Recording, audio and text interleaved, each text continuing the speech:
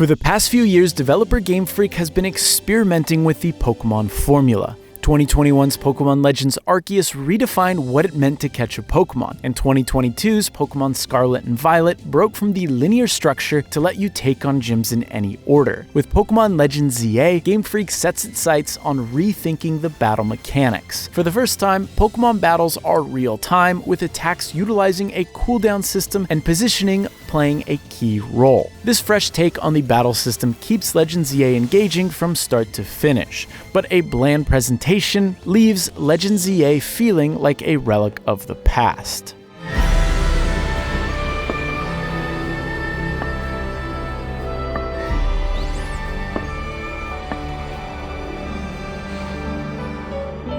Pokemon Legends ZA exclusively takes place in Lumiose City, the crown jewel of the Kalos region that is heavily inspired by Paris, France. A canal bisects the city, cafes can be found on nearly every block, and the Prism Tower, modeled after the Eiffel Tower, sits directly in the center. It's odd to play a Pokemon game set within the walls of a single town, but Lumiose City is probably one of the only places in the Pokemon universe that could support an entire game. That's not only due to its size, but also thanks to its rich history, which was established in 2013's Pokemon X and Y. Taking place only 5 years after the events of Pokemon X and Y means Legends feels like a sequel rather than a spin-off. By day, you're tasked with uncovering the truth behind rogue Mega Evolved Pokemon popping up all over the city, and by night, you're climbing the ZA Royale tournament ladder. Before long, these two goals become intertwined, and missions alternate between hunting down Mega Evolved Pokemon and raising your rank in the ZA Royale. Each rank introduces you to a new opponent who represents a different faction in Lumiose City.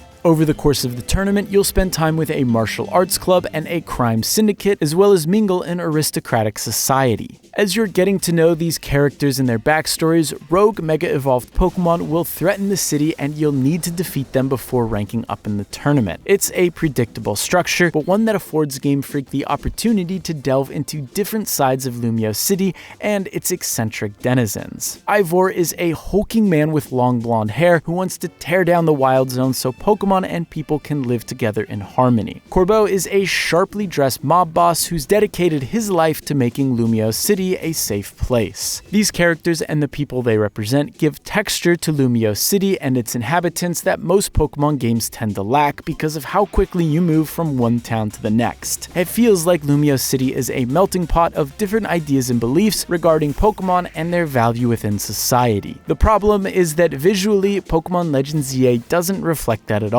Lumiose City is broken up into multiple districts, but they lack visual distinction from each other. Most buildings look identical, while streets and alleys all share a flat gray color that makes everything feel sterile. There are some exceptions, such as the Lumiose Museum and the Galleria de la Lune, both of which take advantage of the setting, but these are outliers. You'd think the aristocratic class would spend their time in a fancier part of town, but aside from the hotel they congregate in, their neighborhood is indistinguishable from the many others that comprise Lumiose City. This lackluster presentation extends to most aspects of Pokemon ZA. There's a cutscene early on where you get cornered by a few trainers ready to battle. It's well choreographed and directed, but the lack of voice acting leaves the scene feeling empty. It's like an audio track was accidentally turned off before the final release. This, in turn, gives the scene an incomplete feeling. I don't think voice acting would necessarily fix this moment, but it's emblematic of Pokemon Legends ZA's presentation.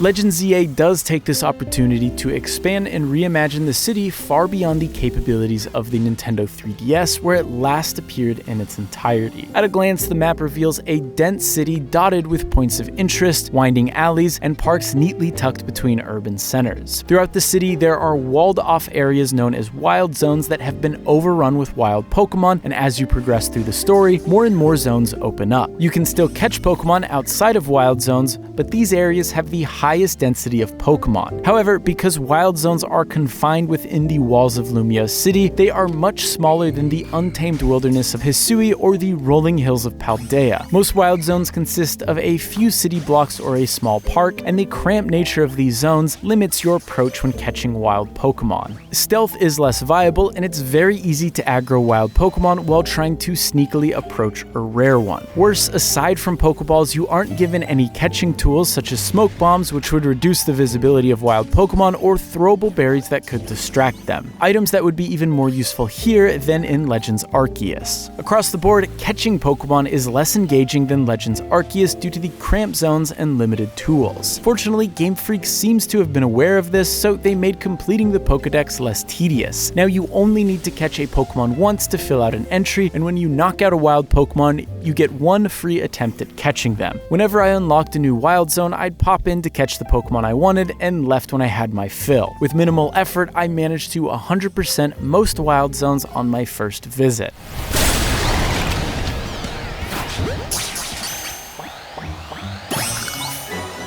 Most of Legends ZA consists of battling though, and it's better for it. The game lifts the essential mechanics from the turn-based combat system and successfully translates them to real-time combat. A Pokemon can have 4 moves equipped at a time, and each move is on a separate cooldown timer. Once you select a move, your Pokemon locks in place, leaving them vulnerable until the attack animation is complete. Attacks in Legends ZA don't have an accuracy percentage either. Instead, the attack needs to physically connect with the opposing Pokemon in order to inflict damage. This means that physical attacks like Bite and Slash require the attacking Pokemon to close the gap on combatants, while moves such as Ice Beam can hit a Pokemon from a distance. This fundamentally changes how Pokemon battles work and recontextualizes nearly every single move in the game, some of which have been around for decades. Detect and Protect, for example, have been in Pokemon since Generation 2 and functionally do the same thing. Protect your Pokemon for 1 turn. In Legends ZA, Detect has a shorter cooldown than Protect, but it doesn't protect the user for as long, making timing slightly more crucial. Relearning how familiar moves work and implementing them in battle to form new strategies is wonderful. There's so much to tinker with and a ton of potential to create some interesting teams. The premier mechanic of Legends ZA's combat, though, are Mega Evolutions. Megas played a big role in Generation 6, but they've been on ice for the last 12 years. They have always been the flashiest of the battle gimmicks, and they make a lot of sense here. As you land attacks, a meter fills up. Once it's full, you can click the right stick to Mega Evolve your Pokemon so long as they're holding a corresponding Mega Stone. Megas get a stat boost, and all their attacks become more powerful for a limited amount of time.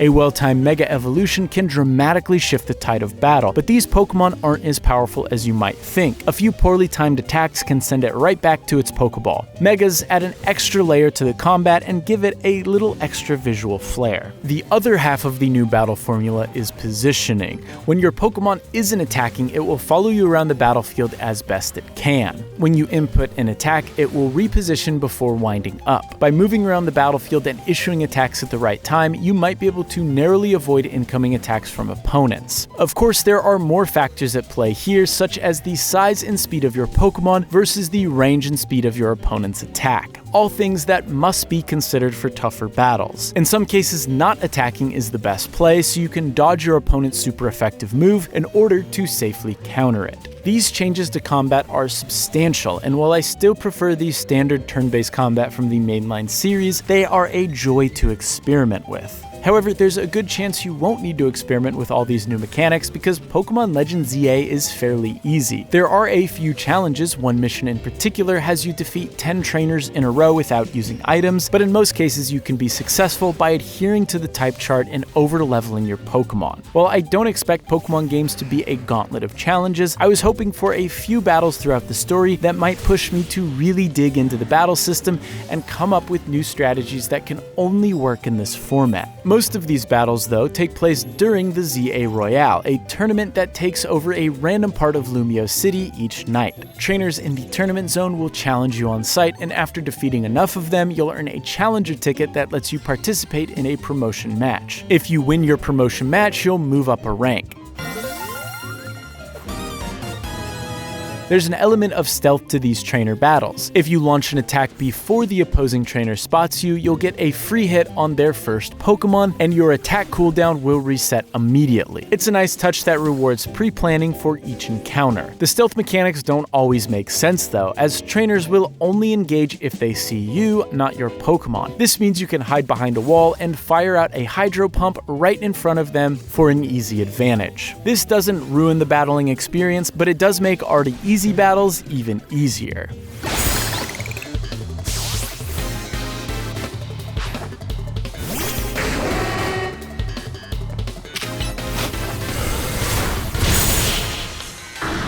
Where Pokemon Legends ZA's combat really comes together is during the Rogue Mega Evolution battles. These are boss fights that require you to chip away at a massive Mega Evolved Pokemon's health bar while dodging area of effect attacks. Unlike most battles, victory isn't guaranteed by launching super effective attacks and over-leveling your Pokemon. You need to strategically Mega Evolve your Pokemon while managing your Pokemon's health and your own, as these battles also allow you to take damage. Just because you're safe from a huge attack, it doesn't mean your Pokemon is, and vice versa. Success requires quick thinking, strategic movement, and issuing attacks at the right time. What makes these fights even more enjoyable are the new Mega designs. These range from wacky and absurd to cool as heck. A few of them, like the previously announced Mega Dragonite, are sure to ruffle some feathers, but I think there's a balanced roster of weirdos and hotshots that always had me eager to pursue Rogue Mega Evolution battles.